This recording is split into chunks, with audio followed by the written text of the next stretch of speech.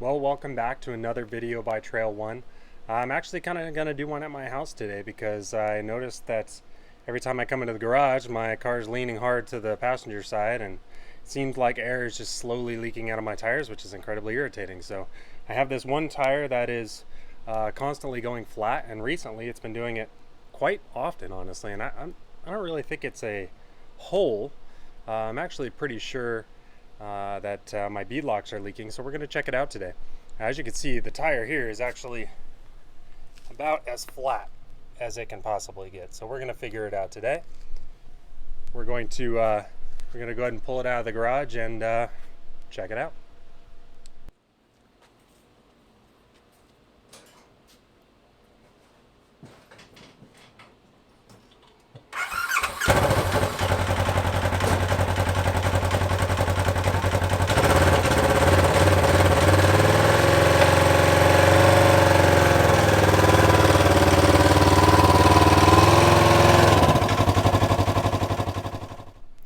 Yeah, I know what you're thinking. I have a garage. I really should be working in the garage, but space on that passenger side is honestly a bit tight, so we're just going to step out here in this 100-degree heat and just sweat it out.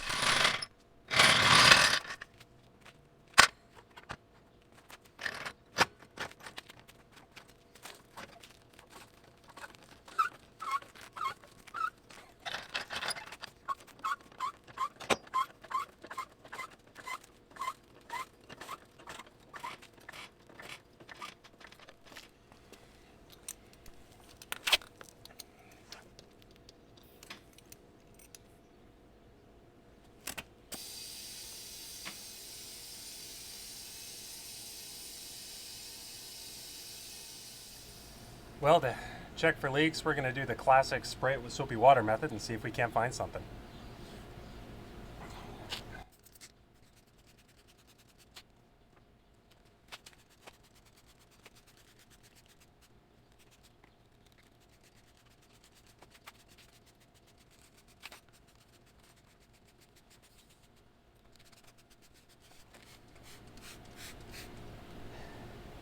For as fast as this leak is, I really expected to find it a little quicker, but we'll keep at it till we find it.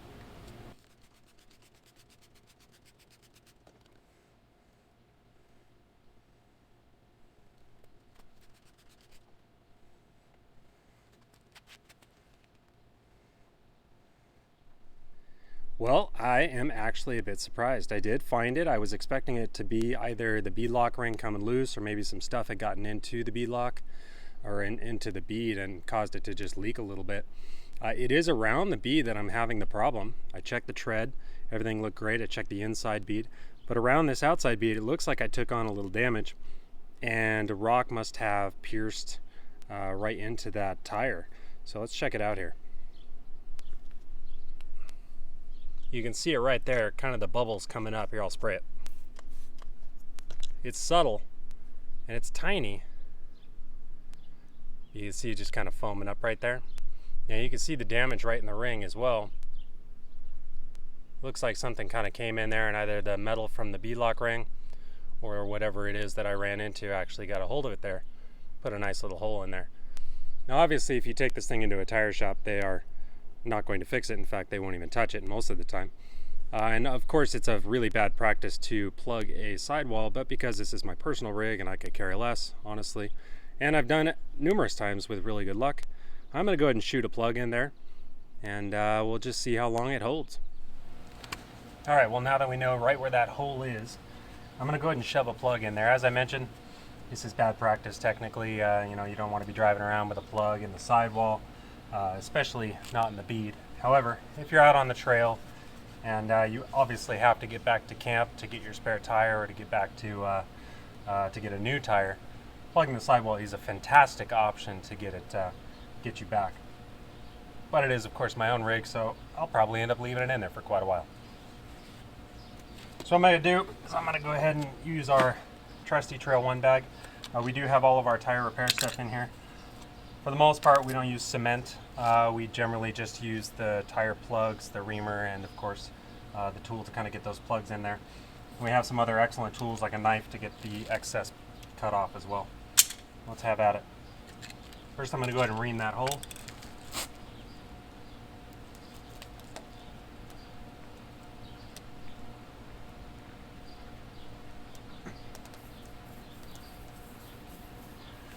You know, I must say, I'm actually right-handed, so this isn't terribly easy. But it is working. All right. Oh, now we got a hole.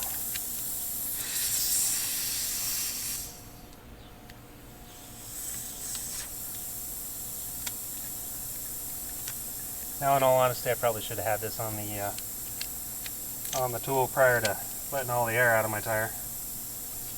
Not terribly concerned, honestly, but still. She's just bleeding out now. A lot of these things are a lot faster with two good arms. Alright, so we're just going to pinch the end of that plug. Make it nice and flat so we can get it through the tool. I will say that after you've used this tool a few times like we have, good practice would be to go home, clean that tool. And the reason I say that is because it gets all gummed up. Can't really tell, but there's old plugs on there, and it's sticky. And while that's great and all, it does make it a bit tricky to get the next plug in. Alright, so I got it started. Among the awesome tools in this tool bag is also a set of pliers. We're going to go ahead and pull on that with the pliers and then shove it in. Well, I'm not going to lie. Using the pliers to pull that through is kind of a two-handed job, so I did have to get help for that. But we've got it on there now. I'm going to go ahead and shove this in there. Not too deep, we don't want to lose it in there, but deep enough that when I pull it back out, it should stay.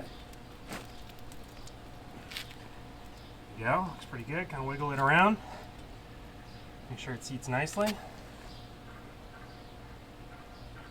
when you're pulling it out, keep an eye on it, make sure it's not trying to come out. You want that tool to come out, but the plug to stay in. Kind of keep shoving it back in and pop it right out of there. And you may take another tool and just kind of move it around. Make sure that glue seats nicely. Looks really good.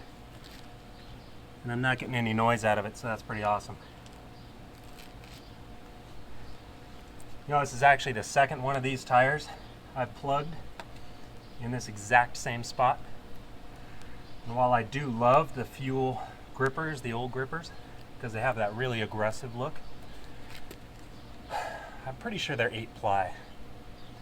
And I'll probably just run mongrels next time, because they are 10-ply. But either way, they do look cool. Aside from the $200 price tag, they are a pretty awesome tire. Alright, let's go ahead and take our knife that's found in the Trail 1 bag, and let's just kind of cut that excess off.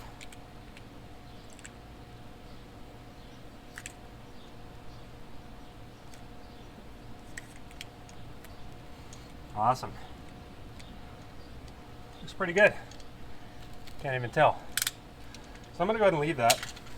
And as I mentioned, you're going to have, you know, just a few things that are likely to be causing a leak. You're either going to have a hole in it somewhere, which you can find with soapy water or just listening, or your bead lock itself might actually be coming loose. Now, most tire shops, general tire shops, are not really going to touch bead lock rings, but it's relatively simple. The bolts themselves can actually back out. So every now and then you're going to want to go around with a torque wrench, check with your wheel manufacturer, see what they're supposed to be torqued to, whether it's a forged or cast wheel. Make sure those go ahead and stay tight. Put some Loctite on them if recommended. Other than that, clean the bead out, especially after running sand. You may get some bead or some sand in there because you're running, you know, let's say 8 to 10 pounds of pressure, if not less, if you hadn't put paddles on. So sand in the bead can definitely cause a lot of problems. I actually had that problem on our truck after going to Coos Bay. But yeah, well, thanks for watching. And again, you know, you don't have to take your rig in every time that you have something go wrong with it. You might just check it out. Check out some more videos online and see if you can do it yourself first. All right, well, that's Thomas with Trail 1, and thanks for watching.